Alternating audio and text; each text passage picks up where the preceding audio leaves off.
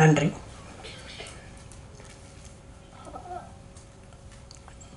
ரோமியோவிலிருந்து விஜய் ஆண்டனியுடைய படங்களுடைய தலைப்பு மாறிடுச்சு அப்படின்னு சொல்கிறதா அப்படின்னு நினைக்கும்போது உண்மையாலுமே என்னென்னா, மழை பிடிக்காத மனிதன்கிறது ரோமியோக்கு முன்னாடியே ஸ்டார்ட் பண்ண படம்.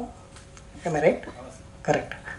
இதில் என்ன எனக்கு ஆச்சரியமாக இருக்குன்னா, ஒரு ஒரு ஹீரோவோட படம் பண்ணும்போது நாம் வந்து நம்முடைய கதையை அந்த ஹீரோவை தகுந்த மாதிரி ஸ்லைட்டாக மாற்ற வேண்டி இருக்கும். அது யாருக்கு பண்ணாலும் சரி. அதே மாதிரி ஒவ்வொரு விஷயமா பாடல்கள் கூட இந்த ஹீரோவுக்கு இப்படிப்பட்ட ஒரு பாட்டு வேணுமா வேண்டாமா அப்படின்னு கொஞ்சம் நம்ம ரீகன்சிடர் பண்ண வேண்டியிருக்கோங்க. ஹீரோ வச்சு பண்ணும்போது யாராக இருந்தாலும் சரி, எவ்வளோ பெரிய டைரக்டராக இருந்தாலும் சரி, ஒரு ஹீரோ பண்ணும்போது இது நடக்கும். அப்படி நான் விஜய் ஆண்டனிகிட்ட பிச்சைக்காரன் கதை சொல்லிவிட்டு பண்ணிடலாம் சார் அப்படின்னாரு. சரி, ஓகே, சும்மா ஃபார்மலாக சொல்கிறாரு என்னன்னு தெரியல, பட் என்ஜாய் பண்ணார். அடுத்த நாள் நான் வீட்டில் இருந்தேன். கார் வந்து நின்றுச்சு. வந்தார், பேசினார். சார் கொஞ்சம் தனியாக வாங்கன்னு சொல்லிட்டு செக் கையில் கொடுத்தாரு.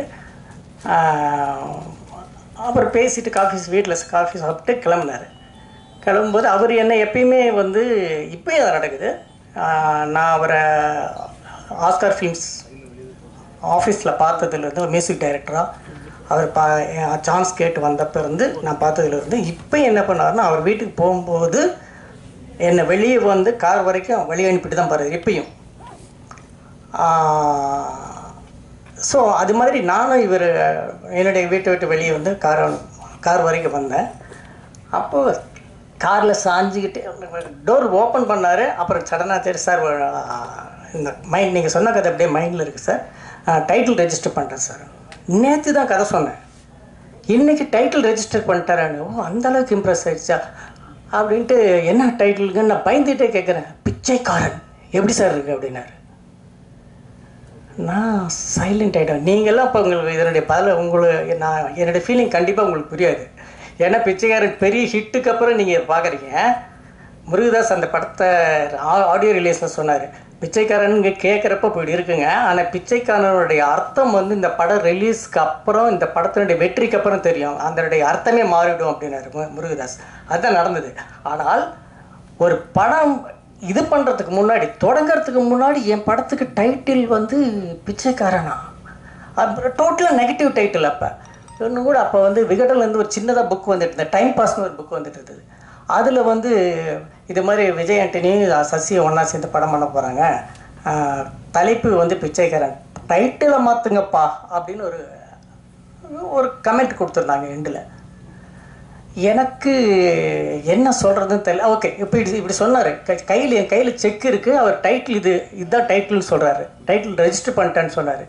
இப்போ எனக்கு என்னன்னா, இந்த செக்கை திருப்பி கொடுத்துடணுமா இல்லை கொஞ்சம் பொறுமையாக இருக்கணுமா?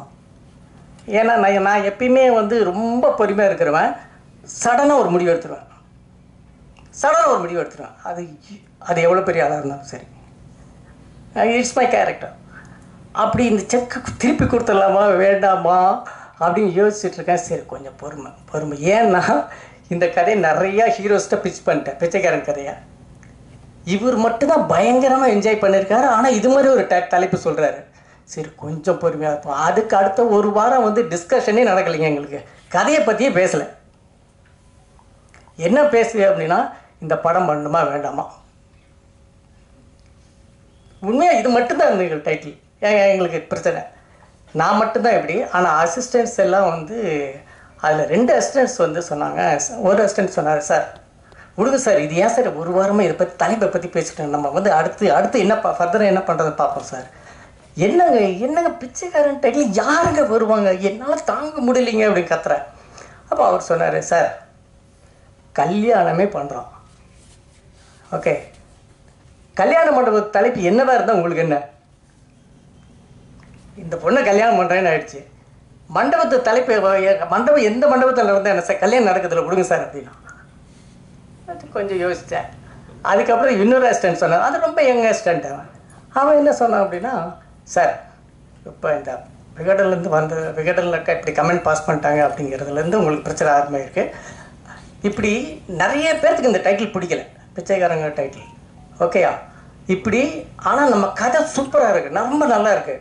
ஸோ படம் ரிலீஸ் ஆன உடனே வெளியே வந்து பிச்சைக்காரன் நல்லா இருக்கு, பிச்சைக்காரன் நல்லா இருக்குன்னு பேசும்போது முதல்ல திரும்பி பார்க்குறவங்க யாருன்னா இந்த வெறுத்தவங்க தான் முதல்ல திரும்பி பார்ப்பாங்க சார். அது வந்து பெரிய பப்ளிசிட்டி ஆகும் சார் நமக்கு. ஸோ நெகட்டிவாகவே இருக்கட்டும் சார் அப்படின்னா ஓகே, இதுவும் நல்லா தான் இருக்குது. இப்படி அந்த இடத்துக்கு நான் அரைவ் ஆகிறதுக்கு இந்த டைட்டில் இந்த அந்த அந்த டைட்டில் வந்து எனக்கு பிடிக்கிறதுக்கு ரொம்ப டைம் எடுத்துன்னு வச்சேன் சொல்கிறேன். ஆனால் மழை பிடிக்காத மனிதன் ஒரு டைட்டில் எப்படி விஜய் ஆண்டனி வந்து ரோமியோவுக்கு முன்னாடி